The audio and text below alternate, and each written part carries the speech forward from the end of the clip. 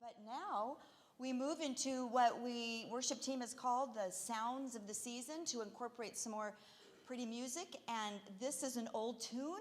And I said, Ezra, can we get this music somehow? And he said, yes, can I sing it with you? I said, yes. So this old tune's written by Eddie Arnold back in 1949. And my mom had that sheet music out and we sang it all the time. And I never hear this. So I hope you'll like this little ditty.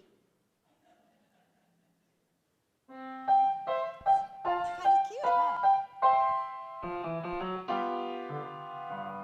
When I was a youngster, Christmas meant one thing, that I'd be getting lots of toys that day.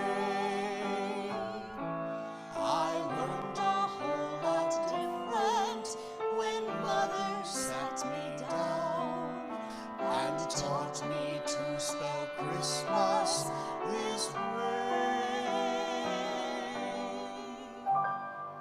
C is for the Christ child, born upon this day. H for herald angels in the sky. R is our Redeemer, I means Israel. S is for the star that shone so bright. T is for three wise men, they who traveled far. M is for the manger where he lay.